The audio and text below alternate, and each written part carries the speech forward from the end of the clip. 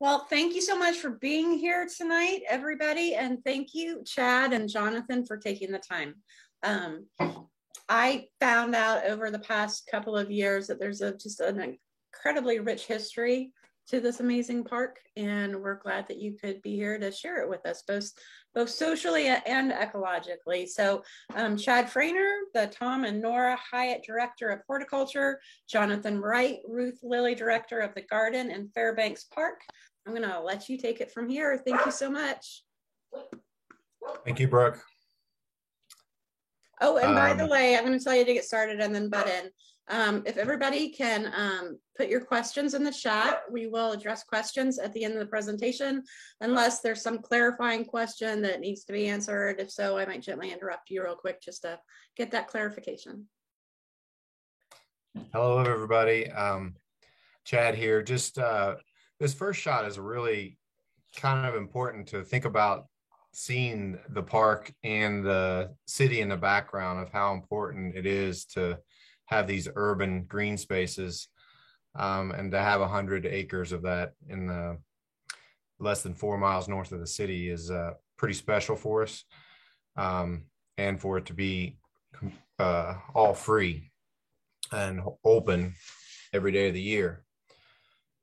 We're going to talk a little bit about this. Jonathan and myself will kind of tag team this presentation. I'm going to focus a little bit on the early history of it.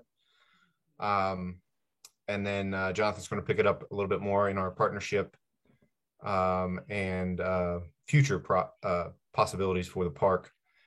I am by no means the professional that should be speaking about this. I'm guessing Mark Salonis is on here. This park wouldn't have happened without Mark and the work of many, many other people for this to come to fruition for the opening back in 2010. My involvement I think we borrowed a bunch of images too, didn't we? So big thanks yes. to Mark for helping pull the presentation together. Yes, lots of historical images from Mark and also more information from Mark as well. My role really came into it more in about 2008 as we started doing the planning with the park, and then heavily in 2009 and 10 during the plant selection and installation of the first installation of plant material. Let's check the next slide out, Jonathan. This gives just a little bit of an idea of where the property has come from and how we've got to this point. Just talking about those native people that were here originally. Obviously, Indiana is somewhat of a checkered past with native people, so it's important for us to realize that, own that, and understand that we need to take them into consideration every time we do something, and understand that this is where we're at right now, but it doesn't mean it's not important the way the people had taken care of the land prior to us. As you can see, it was for a long time a farming piece of property. The majority of it was that from the mid 1800s all the way through early 1900s. And then, developments such as the Central Canal coming in the 1830s was a big influence with it, and had an impact on it with both the canal banks and the river itself. And then again, a different sort of transportation, the I-65 corridor that came through, and the 38th Street Bridge. We'll talk about that a little bit more, and the creation of what we now call the lake from a gravel pit originally. Let's go to the next slide. So there's going to be a series of about 3 or 4 slides here of aerial images. And you can kind of see here from 1941 how heavily it was farmed. This is predominantly all farmland. I would notice the section on the right upper corner. I guess for one point, let me just go ahead and talk about this. This is a huge oxbow in the White River, which is critical habitat. It's used as a habitat corridor for along the White River and the canal itself. But you can see up in that upper right-hand corner, that was still farmland there. And you kind of see a disturbance on that right-hand side there of where a lot of flooding probably occurred at one point, that still part of where we have wetlands today. And we try to honor those by keeping those unimpeded. So this was early on in the farming. You see a little bit of disturbance, but you can tell the tree cover there on the right where I was talking about, there are no trees there. And then you can go to the next slide, which is in 64, and you can start to see how much it has not been in farmland for several years here. You can see quite a bit of tree cover on the right. The left-hand side of this river section shows a lot of the mature trees, which we still have today. Those were undisturbed both in the farming time period and also when they were mining the gravel out of it. Gives you an idea of how the transition goes through. This is in 72. You can see that now the bridge is over top of 38th Street, and the quarrying is complete and the lake is filled in with water. And you can get a sense of the canopy coming back. Again, on the right-hand side is the area that has been the most disturbed, and what we have been working on the majority of the time is that section between the lake and the canal that shows that was where we had the most heavy invasive pressure, but also what we would consider the pioneer species of plant material and trees and shrubs coming in, those that just come in quickly, take root, and are not as long-lived as some of the pinnacle species of tree care. This is an image from today, and overlaid with the gardens above. You can see the canal in there, and a little bit more about the parking lot and all of the other art pieces and the main aspects of it. So this is what we're going to talk about for the next 60 minutes, and the development of the property, an introduction in it.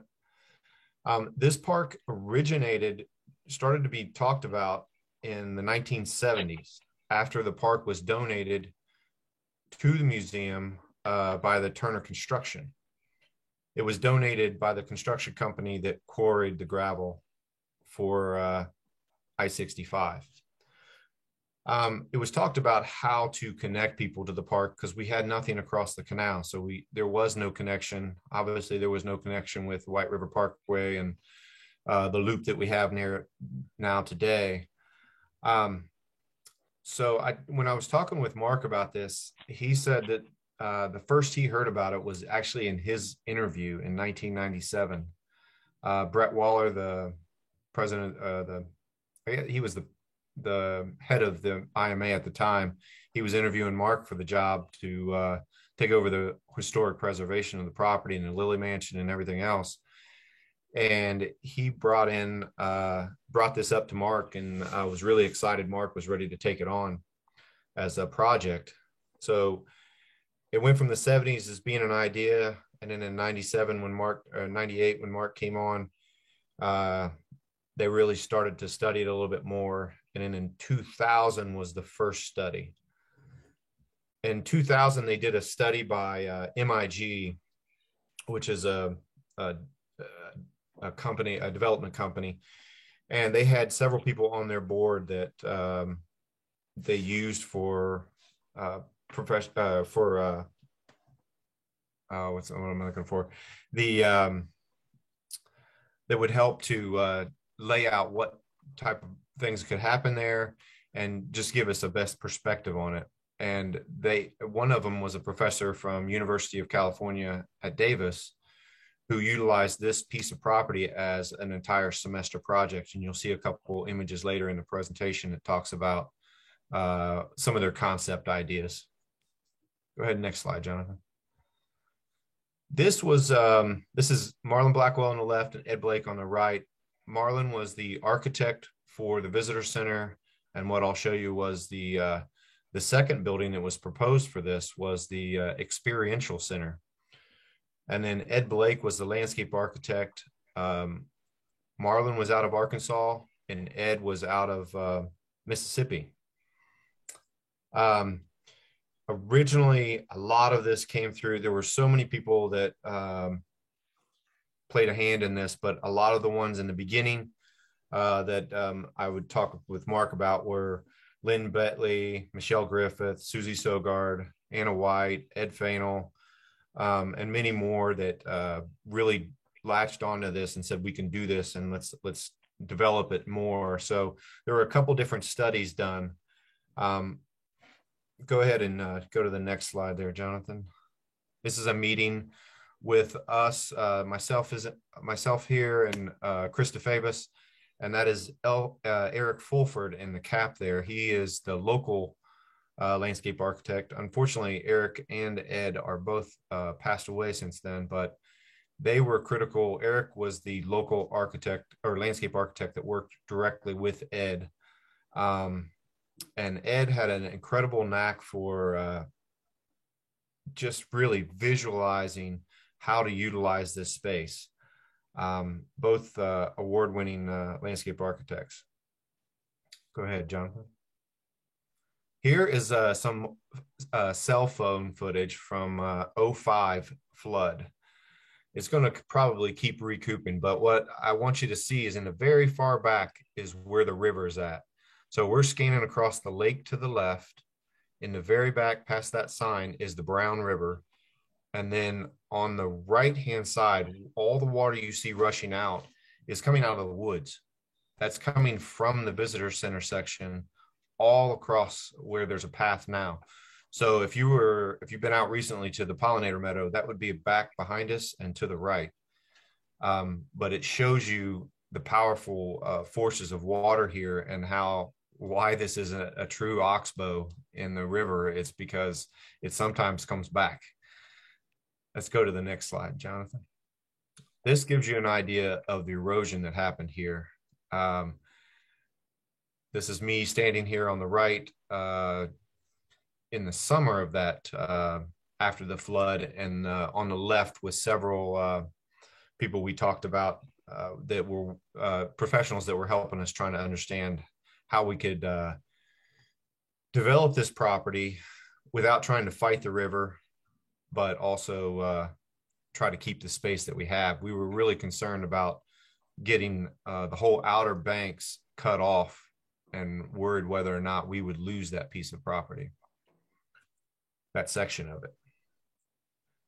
This is Ed Blake and some of his staff. And Chris, again, we were going through starting to identify areas. I'll show another slide here in a second, but Ed was adamant about really looking at elevations and understanding how the plants change with the soil types and how wet they were staying, how sunny they were, and all of those aspects.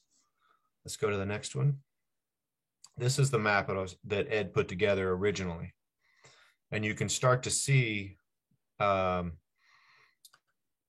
he's got this plateau bottom. That is actually where the river turns into almost, it has had several floods through there, and it creates a wetland. And you'll see this rubble hummock that he's got right there in the middle. That was actually mounds of soil and debris that was left by the construction company prior to us having it. But it gives you an idea of how detailed he was working on this to isolate every area and understand what kind of plant material it wanted to, that would work there the best. And this still plays a role in our most recent design with the Wild Birds Unlimited pollinator meadow that Kevin Tungsovic has designed, that we'll talk about later on. he has done the same exact thing in all of those areas, whether it's more shade or more wetness. That's how he's decided which plants to put there. Next slide, please. This is just a brief bit of information. The slide on the right shows you a walkway. This was proposed by Mary Miss, who was an artist. Probably, I think this might have been in about 2007 or so. Mary Miss was an architect or an artist that was trying to propose access to the park from the main museum. So this was a planned walkway that went through the treetops and landed over on the other side of the park, went over top of the canal. And you'll see these kind of leaf-like shapes on the lower left-hand side of the walkway. Those were going to be planted with plant material. And the whole idea was for this walkway to go to what you see on the left, which was an experiential center. This one was never built, but it was part of the planning. And the idea was for this walkway to come into here, and this was a space to kind of experience a little bit more of light and ways to highlight some of the natural areas of the property. But keep that walkway in mind because it'll come back a little bit later on. Go ahead, Jonathan. So this is the first inspirational image that Marlon Blackwell put together for the Ruth Lilly Visitors Pavilion. Very clean lines, open concept, lots of glass and natural materials, but we didn't want a large visitor center. We on this whole property, we had less than 2% of the property that could actually be built on. And where the visitor center is now is one of them. And the second one was where the experiential center was going to go at one point, but that is where the Park of Laments, the Alfredo jar piece is at. Those were the highest pieces. Now, where this visitor center is at now, it is still possible to flood there. That's why this is raised up on stilts, but you can get a chance to see it. Let's go to the next one, Jonathan. This is the visitor center as we see it today. This is, it actually won several awards for Marlon Blackwell, AIA awards. And it was our first LEED project. This was in 2010. They had really started building steam with LEED certification. And this was one of our first works of work. Really trying to not try to outdo Mother Nature in this one. It was more of a venue to look at nature, whether you were inside or out, but lots of decking to be able to have programs, some shade structures with the kind of one question or one thing I forgot to mention. Jonathan, if you can go back one slide. You see this sycamore leaf up on the upper right-hand corner. That was Marlon's inspiration for all of the roofing. You can see how you can see through it. And that was his thought process with the roof on it, but then also the flooring, the decking was similar in that way. Okay, Jonathan. The decking is all Ipe, so it's very lasting, low impact on what we have to do to maintain it. And then it had these translucent plexi pieces in between it to bring light up. It's actually lit up from underneath, and it also makes it a little bit lighter of a look than concrete or something. This was the reality of what we were dealing with. I talk about this because I can remember walking out there when I first started in '98. And this was what it was. It was a series of tunnels throughout the entire property. You see the big grassy meadow area, as we call it, back at the time, but this looked like that as well. There was not much on the property that was cared for much. And we battled honeysuckle for decades now. and other invasives, mulberry and other invasive species. But it was really just used by bicyclists, hikers, joggers, and it was there was a lot of high school kids that would build a fort out there, and we were kind of bringing in the trash and everything else. So I see Mark put in the chat, this is where Funky Bones is now. So you know how open that space is right now. This is how tight it was at that time. So you didn't see that big open meadow. And then this is what we're looking more at after we've cleared out the invasives. This is in what we call the newer section, where the visitor center's at. So we've basically just allowing light back into the forest floor, and we had some wildflowers that have come back, but they're slowly coming back with not just wildflowers, but also perennials. So there's different sections of the park that have more success than others because they were less disturbed during that time period prior to quarry. This is in 2000. This is at the beginning of the Oxbow. You can see the lake just behind that bulldozer, but what they had done is they put in the sheeting and shoring to try to hold that bank and not lose it. They were concerned about having the whole very thin little strip of property there between the river and the lake kept getting eroded away. And this was the first project that we had done in 2000 to try to limit losing the entire bank of it. I would imagine in today, the specification parameters for quarrying this right next to the river would have been a little bit more stringent. It was a very narrow section that was left after the construction company had pulled out of there between the lake and the river. We were looking at 30 feet at some of those locations. This is the one thing that we did have out there from the property. We had a large storm in 97, 6, maybe it was, where they had a tornado come through the property and we lost a lot of trees. So we used this space to pile up logs. So what we had done is we came through, got a grinder, and then ground up all of this so that it could be spread about all of what we at that time called the meadow, the large grassy area. So it was put back into the soil, but we had to get rid of that pile. These are those what sometimes they call moguls now. You'll see this. This is actually now where the pollinator meadow is at.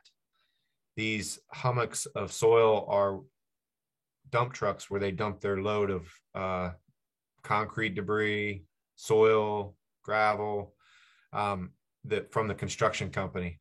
So to see it from, this is after the honeysuckle was mostly cleared off of it, to where we're at right now with the pollinator meadow is exciting to see because it was such a mess at the time.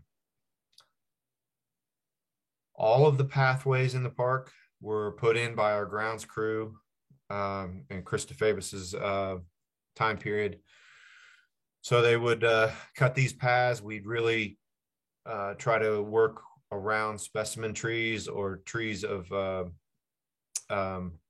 any value, and then select all of these paths and then lay down this grid fabric and then base layer. And what you see now out there is still kept up to today.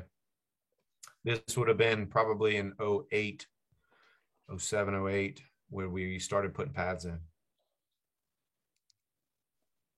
Next slide. This is, I spoke a little bit about how we were cognizant of the wetland area. And this is a little bitty piece of a wetland that exists kind of closer to the steep hill going off of the canal there that we call the Cottonwood Crossing. As you can see, the cottonwoods here. Obviously, their love of moisture allowed them or made them ideal for here. This continues on across that little road or that little gravel section and then to a wetland area that we have between the canal and the entrance to the park off of the White River Parkway, which we hope to work on and develop in the near future as well. But this was an idea of how we were trying to care for it and not, we wanted to bring a path through there, but we didn't want it to stop the flow of water at all. So this is the pylons that were put in. So pretty light footprint here when we were doing these. Okay. Tree planting. This is, I think the spring of 2010 must have been the hottest and wettest that I can ever think of planting in. That is when we were really going after this project and putting all, we made the conscious decision early on to make everything going back into the park as Indiana natives. So what we were trying to do is diversify. You can go ahead, Jonathan. Diversify the plant material that was in there. As I said, this is a lot of pioneering species of trees and shrubs that were in this area around the visitors pavilion and all the way over to the lake and up to the entrance. So what we were trying to do is put in species that were not very prevalent. Typically, this area would have had quite a bit of redbuds in it. We had selected a redbud on campus for its heavy cauliflowering, which it gets these kind of pincushion-like clusters of flowers that develop. And we had one that was getting into the 4 and 5 inch size of clusters. So we developed that and we put a bunch of those into the property. I think the next slide might show our plant material that we installed. There's a young Patty Schneider. Probably about 1.5 years into becoming a horticulturalist. I joked with some of the staff the other day when we were pulling these together. We did not do a whole lot of gardening in 2010 and 2009 because we were really heavily planting in the property. You can see we're putting in Carex species here. This is the plant material that we installed between 2008 and 2010. Incredible amount of diversity in this, but also trying to go across the spectrum with trees, flowers, and shrubs as well. Predominantly, the majority of this was planted from the visitor center up through the woods there to where the Park of Laments, the Alfredo jar piece is. That was heavily planted as well, and then up to the entrance off of White River Parkway. So this was a heavy lift for us. Go ahead, Jonathan.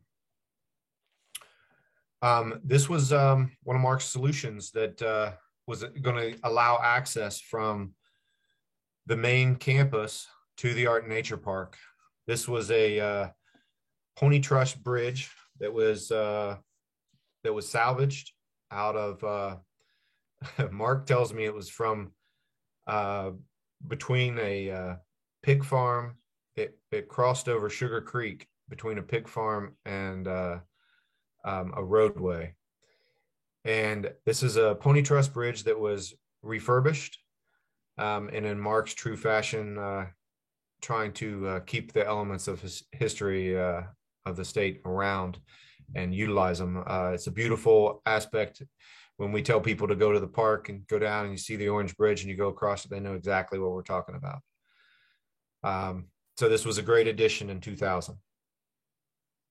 Now it's called the Waller Bridge, after Brett Waller, who had a great insight into this.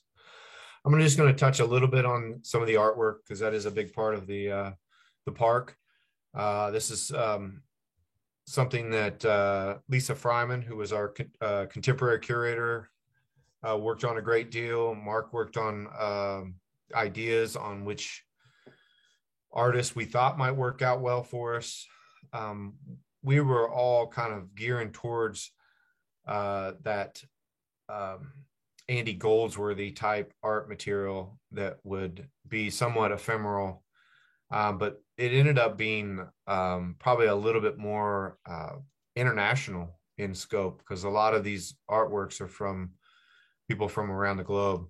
Here's a shot of the Alfredo jar putting in these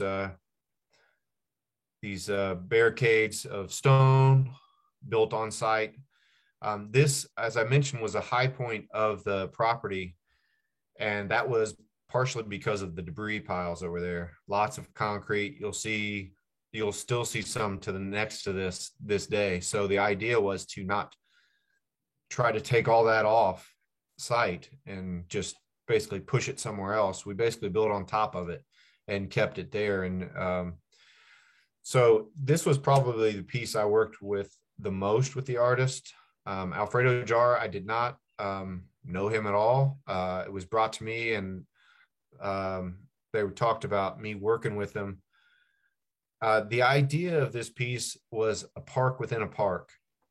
And I'll have to say, it took me a bit to understand what he was getting at here. He wanted a place that was reflective, so that you could kind of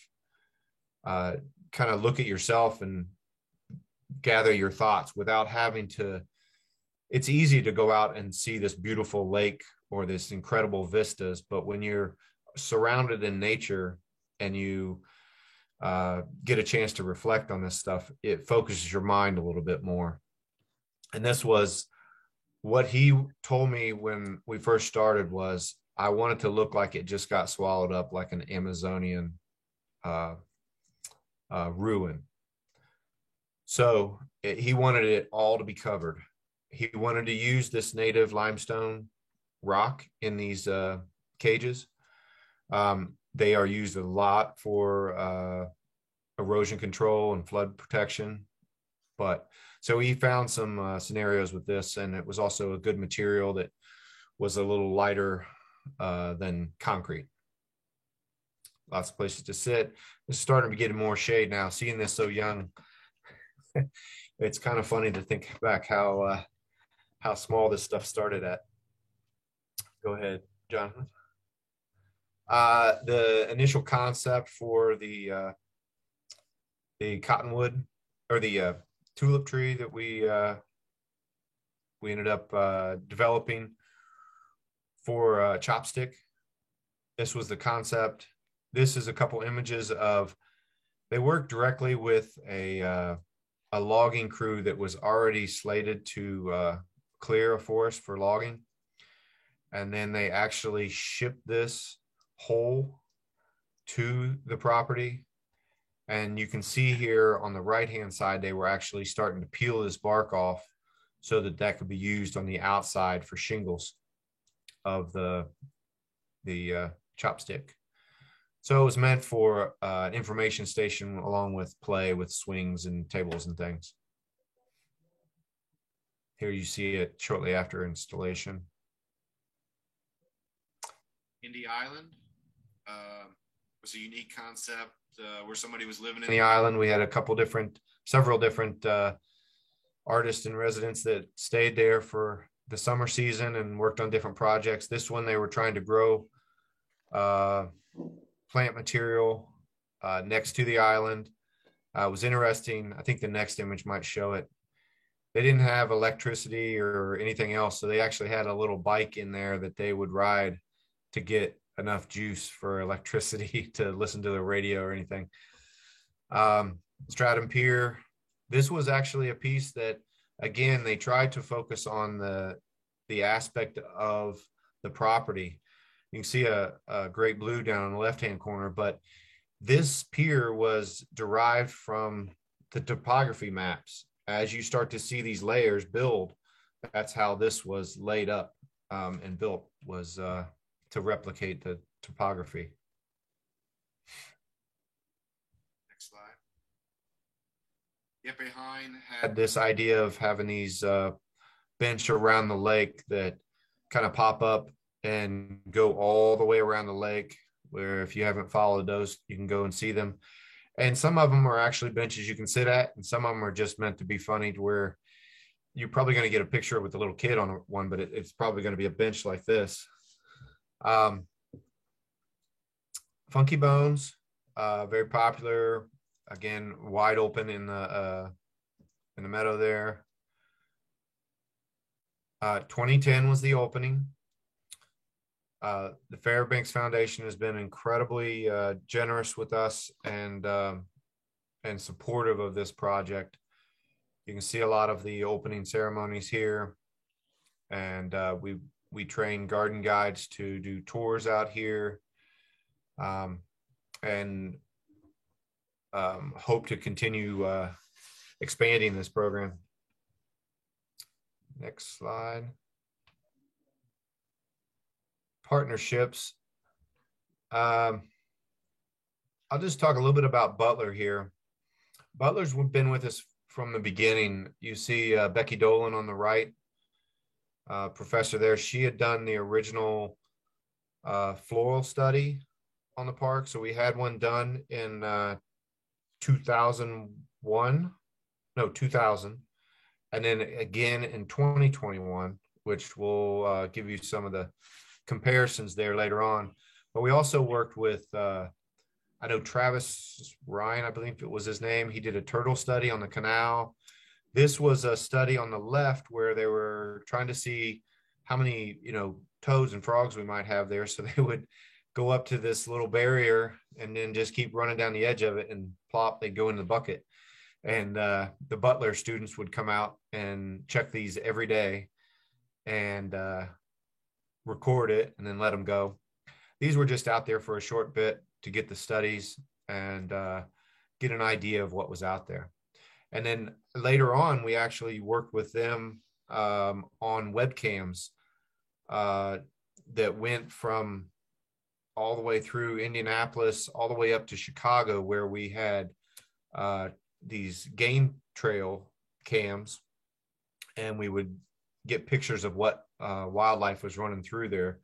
And I mentioned it earlier, but it truly is a corridor. Fox, coyotes, deer, mink. We've had a little bit of everything running through there for such a urban space. U.S. Geological Society.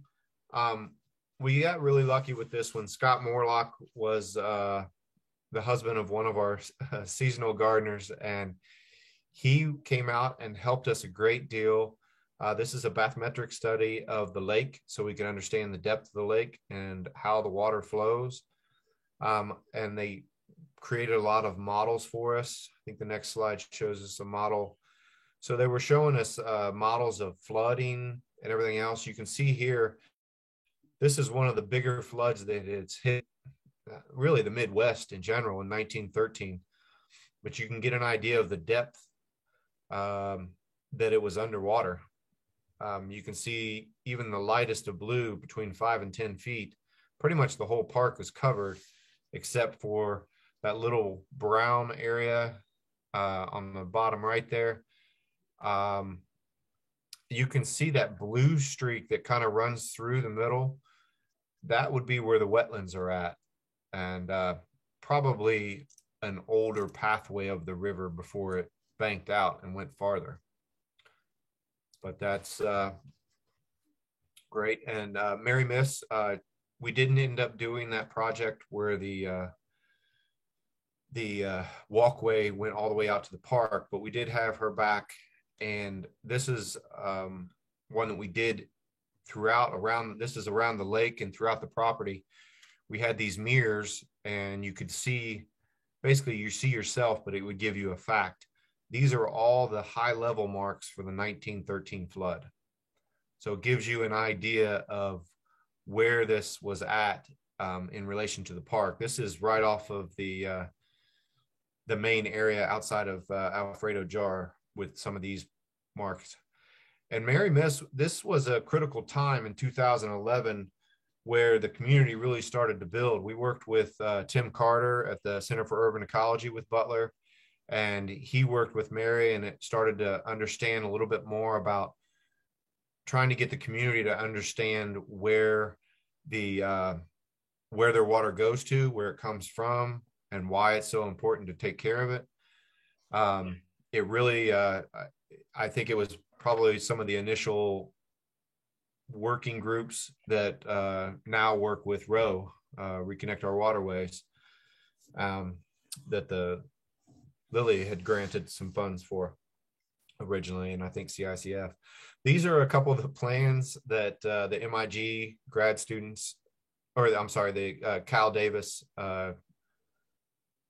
grad students had worked on. So you can see some techno nature and Art Deco Island. So they worked a little bit with artwork and just ideas on what to do with the property and how to encourage people to enjoy it. White River Alliance has been a great partner with us still, and it has expanded us into many other partners, Conner Prairie and other things that are along the river.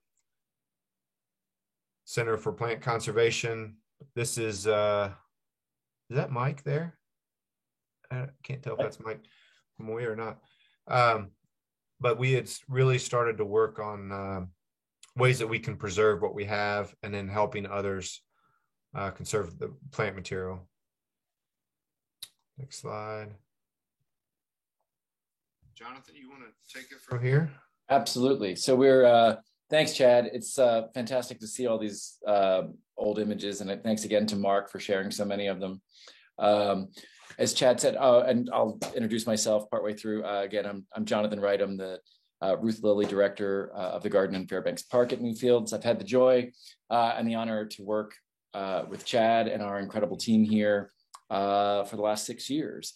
And I have to say, one of the things that brought me out here from a garden where I was working outside of Philadelphia for 15 years was this incredible integration of art and nature and this amazing property in the Oxbow that is Fairbanks Park.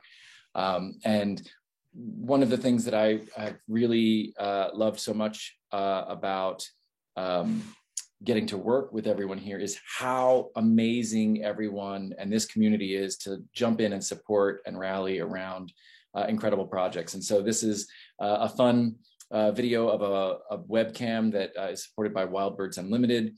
They've been an incredible supporter, and you'll hear more about their the pollinator meadow that they're helping to support, as well as Chad already gave great thanks to the Fairbanks Foundation, who's been incredible, and he mentioned some of the names earlier, Ed Fainal and the Sogards, and so many people who worked alongside my predecessor, Mark Salonis, to really make this park a reality. And so as Chad did a great job of bringing us to where we are today, and really looking at the future is also really digging into that original vision that we all as a community had for this incredible piece of property. And so Chad shared some incredible images earlier of what it had looked like. And so this is slightly outdated at this point. Chad, I think you said this was 2019, correct? Yeah. So this is a 2019 map. We have, in 2019, we invested in a GIS mapping system that allows us to go out and really pinpoint specific plantings, specific sites in the park, map all of the paths. And in this case, all of the area that is shown in green is what was cleared of invasives, probably for, in some cases, what would you say, Chad, a second time? In probably over the last 20 years. And it really is incredible. We have moved well beyond this at this point. We filled in some of the gaps, and we are, our team has really built a plan on track to complete the loop out around the lake and between the river in the coming years. One of the reasons that we are not moving even faster is because we really are taking a thoughtful approach to making sure that as we clear invasive species, we are reseeding, replanting, and really working to ensure that we're not just opening up the area for more disturbance. And these are just a couple, I apologize, blurry cell phone photos of my first season here when an area that had I had been told the year before, if you were standing where this image on the right was taken, you would not have seen the river through that opening, and sort of spanning and panning off to the right. This is that area of the park that is sort of on the southwest bank of the Oxbow, the southwest side of Fairbanks Park. And you can see this incredible flush of Indiana natives and early wildflowers that as soon as we open up the space and let that, as Chad said, let that light hit the floor, we were really heartened to see how much there was actually a good seed bank there, and how many things, once we removed the second layer, so Chad mentioned the honeysuckle, another layer that we fight and battle over much of the park is once the honeysuckle layer is gone, we have to remove the euonymus. So there's a winter creeper layer as well. And what we found in many, many cases is that winter creeper was relatively efficient, or I should say it was very capable of suffocating out much of what was there, what should be there, what we want to be there, what's desirable. And what's incredible is to see when you do remove the layer of the honeysuckle, you do remove the euonymus, as I'm sure many of you have experienced in your own work. This is such a great sign that you're on the right track. So many of those things were there, ginger, native ginger, even things like trillium pop back much, much quicker than we would imagine. Chad referenced those floristic inventories that we did. So thanks to Becky Dolan back in 2000. You can read this here, but the site was in really poor shape. 39% of the plants were non-native. And so if you look fast forward 2 decades, we have increased the taxa in the park, and 70% are native, which is really heartening considering the amount of effort and work that we've all really been putting into this. We, Newfields, we are dedicated to being the best natural land stewards we can be.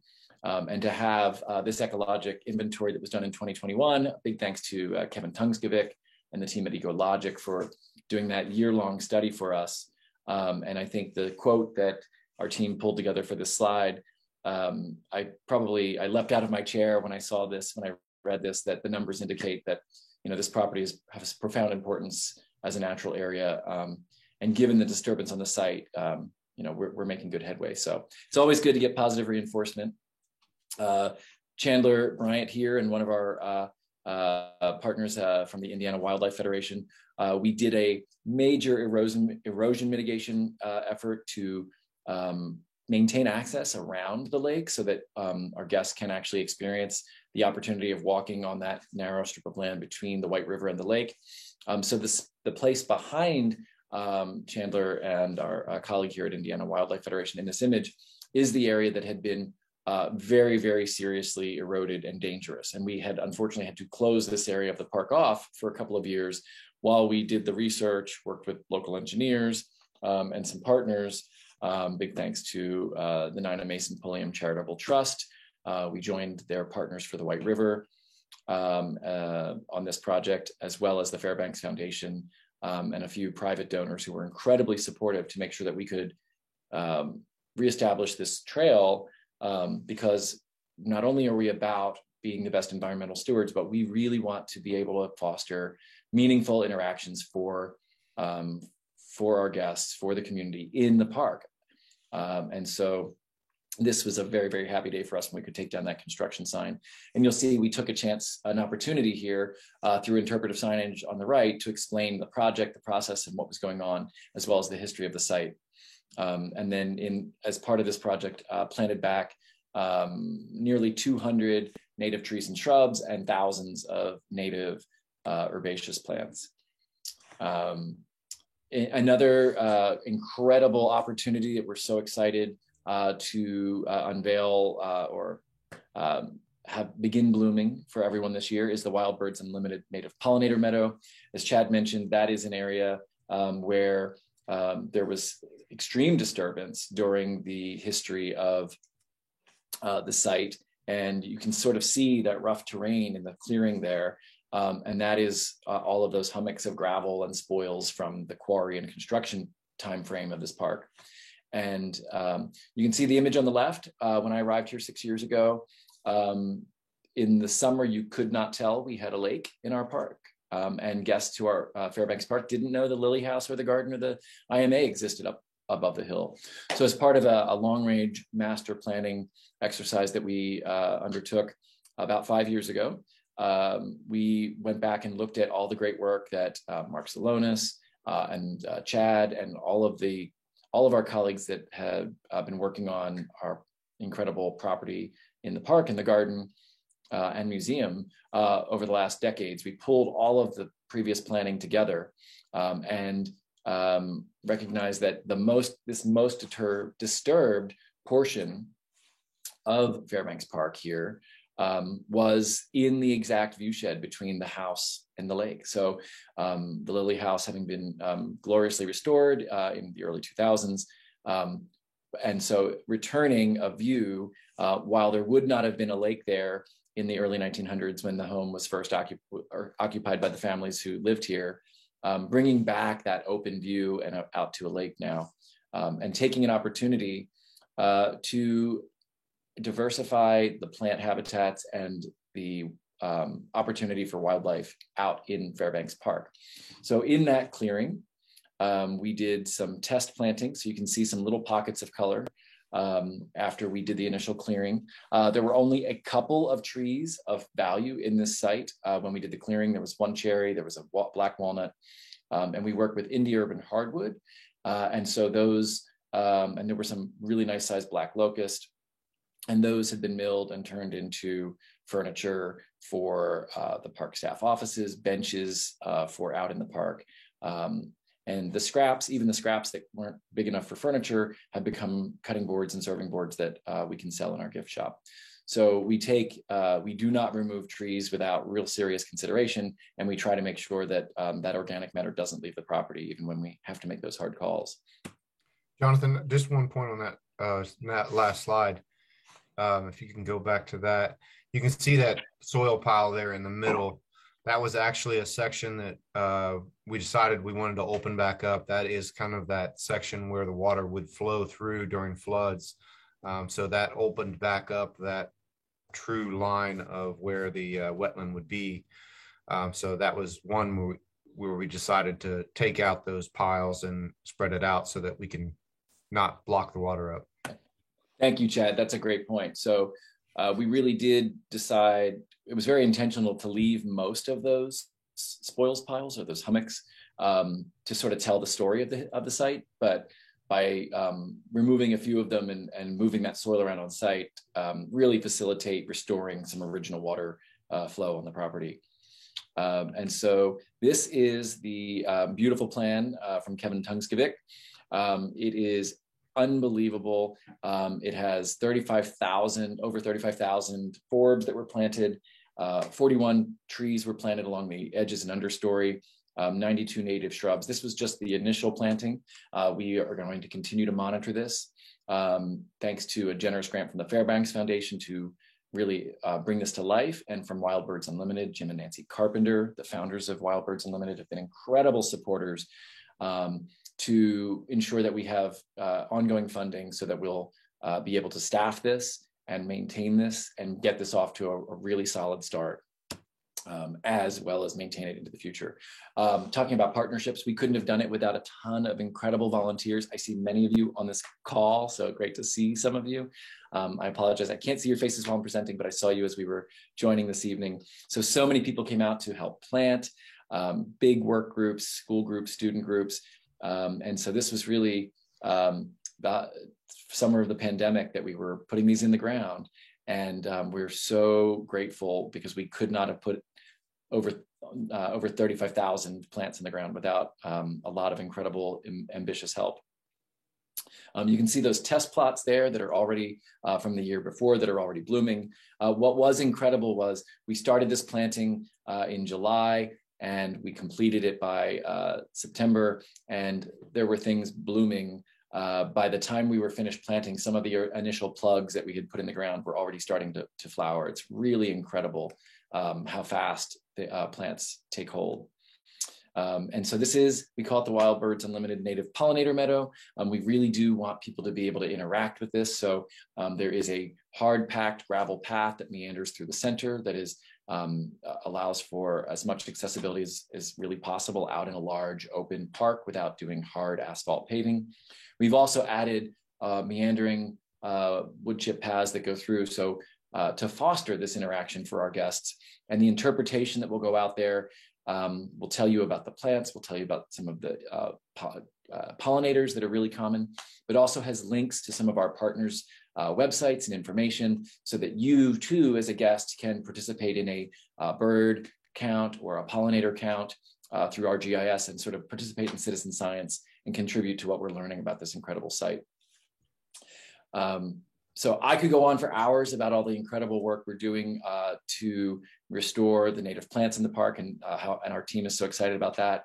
But it has been over 10 years since we've really brought a new work of art to the park. And so with the generosity of Kent Harlick, who's been an Indiana resident and entrepreneur who has been very successful, loves this organization, really wants to continue this vision. The original vision for the park was that these works of art would come and go, and there would always be something new and exciting to engage our guests in both art and nature. And so with a great gift from Kent Harlick, we will be starting to reignite the art program in the Art and Nature Park. We're working with a couple of wonderful curators.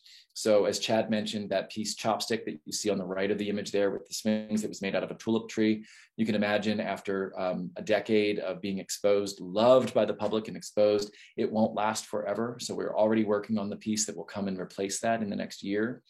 And then with the generosity of Kent's gift, there will be another work coming to the park also within probably the next 18 months. And the goal is that every other year or so, we're working with incredible artists and community organizations and holding workshops to see, to get people really excited about the art component of the park as well. Again, we look to the past, all the incredible work that's been done by our predecessors as we brought this plan together. And this highlighted these 3 points on this map, because if you caught the image that Chad showed of Ed Blake with the flow and the traffic pattern of the park, we realized that beautiful, the Waller Bridge that Mark's worked so hard to salvage and restore and bring to our site is the only access point across the canal between the IMA and the garden, those two incredible elements of our upper campus. And it's been a challenge for our guests. It's not easy to access the park from the garden. And so that original Mary Miss project would have had a beautiful aerial treetop walk that would have launched you over the canal and landed you at the front of the park. And that concept has held up. We really do want to make sure that we have other ways for you to flow between the garden and the park. And especially since we have the front entrance to the park off of 38th Street and the front entrance to the museum and gardens off of 38th Street, we really do want to make sure that those entries are connected in a way that makes sense, that is gracious. And so in the next phase of our 30-year planning, so probably the next 10 to 15 years, you'll hear a lot more from us about bringing a connection back between the front of the Welcome Center on the main campus and the front of the park through a wonderful woodland walk and a launch over that bridge, over a new bridge. And then if you look at the top of this image, you see a circle there that I saw. It was fun to see that on the image with Ed Blake. This bridge used to exist when there was an interurban rail line that at the turn of the 1900s went across the state of Indiana. I hear that it was a mode of transportation for nearly 10 million or 3 million people a year across the state. And so that was defunct. I would imagine the auto industry helped play a role in that. But that bridge, the abutments are still there. And so in our long range plan, we want to do something to honor the inner urban rail line garden in our garden and do re-envision that in a way that helps tell that story and bring that to life and bring that bridge back. We also desperately need a safe and efficient way for our Art and Nature Park Natural Resources team to access the park and maintain the park without driving through the historic heart of our garden. and disrupting our guests, or having to drive out on 38th and Michigan Road with equipment, which is very dangerous. So that bridge, we've gotten funding, and we're working to build a bridge that is reminiscent of and inspired by the bridge that was there from some old grainy photographs. And hopefully in the next 12 to 18 months, you'll see that bridge come back. Initially, it will be just for Art and Nature Park staff to be able to maintain. But the long range plan is that we'll have 3 access points so that flowing between the garden and the park is easier, more gracious. Our staff can greet you, welcome you, and help you find out all the incredible things to explore on our property. So as I mentioned, this is a high level image of what a sort of a rethinking of that woodland walk may be. And rather than being in the treetops and dealing with all the grade issues and building bridges and potentially damaging trees and construction around them, of doing an ADA compliant path that meanders down through that beautiful valley, looking up at the beautiful, the building and the original Clues Pavilion of the Indianapolis Museum of Art. And then again, bring you across a woodland bridge, or a bridge that leads you over to the wetlands, as Chad mentioned, and then brings you to a new welcome center that the plan is to site at another little high point behind that Alfredo jar piece. And then that would also be connected to the front entry ramp. That was a whirlwind tour of Fairbanks Art and Nature Park. All the credits here are to thank all of our incredible artists and contributors. And I just wanted to say thank you for listening to Chad and I this evening, and open it up. I will stop sharing so that you can see us, and hopefully you all have some questions for us.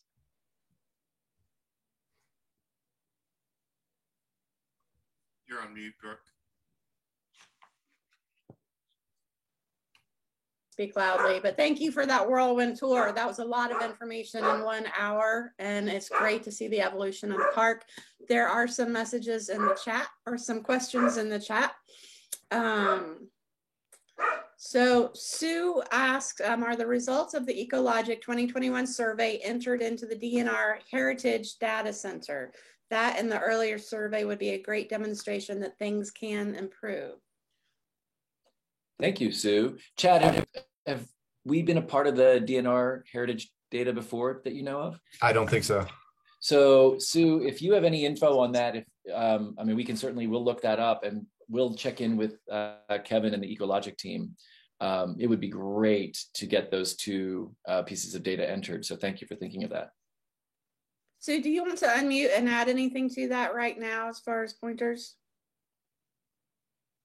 Not sure if she's still with us. She might have jumped off. Okay, well, we'll follow that. Phyllis asks, is there any connection between the lake and either the canal or the river? There is no connection with the canal. The river does connect on the backside of the lake. We call it the outflow, but in a heavy flood, it's coming into the lake. So there is a connection there. And then it has overtopped the outer barriers. So pretty much everything that's in the river is in the lake. Okay. How was the lake originally filled? Chad, you may know, if Mark's on here, he may know more. I had always been told that they sort of cut a hole in the levee-like structure that they built where the erosion had been an issue, and allowed it to fill in. But I don't know that that's 100% fact, that they broke a hole and let the river fill it, but I don't know if that's true. I don't know of an actual how it happened, but I could definitely see the river. It tops it enough, and that outflow that I talk about may have been one of those that pierced through, but it was coming in regardless. Right, one way or another. How often does it overflow? It really varies. Maybe Mark can comment on, we've had a couple 100-year floods there in the mid 2005, 7, those time periods. So it's topped a couple times there. I don't know if it's topped since you've been here, Jonathan, has it? Yes, I think twice I've seen water in the park in 6 years. But Mark, if Mark's on and willing or wants to chime in, one time was much more aggressive than the other, but we've had water in more of the park, in 2 different areas of the park, twice in my memory in the last 6 years. The worst usually come when the ground's still frozen and we get heavy snow melt or heavy rains in the late winter, early spring. That really rises quickly. Okay. Just to be sure everybody knows, I'm going to take a stab at what oxbow means and correct me if I'm wrong or add to it. Is oxbow like a wetland or a water flow that occurs when a river jumps? It doesn't jump its course so much, but overflows due to flooding. Does the rise in the river creates a side channel? Is that about what an oxbow is? Yeah, it's creating a new route basically, and it in this instance it has kind of gouged the river bed, and it's gone over until you hit that high bank that is up where oh, now I'm going to blank on the road. It's up there, Cold Spring. So the big bluff that's up on Cold Spring, that bank basically stopped it and redirected it back again towards the 38th Street Bridge now. But I have no idea when that happened. It was hundreds and hundreds of thousands of years ago. We don't know, but it's been some time. I did see a question in the chat about the expanded parking. And I wanted to make sure we had time for questions. So I'm sorry I skipped over that. I did go a little fast. On that last image I had up, as for those of you who know the park well, when you come in on the park loop, and there's the ramp that goes down into the park as you're walking towards the chopstick sculpture, it's that area on the left that was always very degraded and had been damaged from the time that it was a construction site. We had been using that area to the left as you go in for a laydown area for when we had to bring in equipment, or when we would need to bring in gravel for topping off the roads and repairing anything. And so we've done that clearing. If you've been out there, it looks really horrible. It's a knife in your heart. It looks really bad. It's about 36 trees that were removed in that zone, and it essentially will triple our parking. We're working with a couple of local teams to help us ensure that as much of it as humanly possible is permeable, and then we'll replant all of the edges and a couple of islands within it with higher value native species, and even things like a hackberry that can, we know will take that the stress of that site. Much of what was there, as painful as it is to see stumps, and it kills me, much of what was there were mulberry that were actually failing. One of them was about to fall on one of the sculptures there, and a lot of black locust. So some of that we're going to mill and actually use for some seating and things in the park as well. But for those of you who've been out there, it is jarring, or if you haven't been out, it is jarring.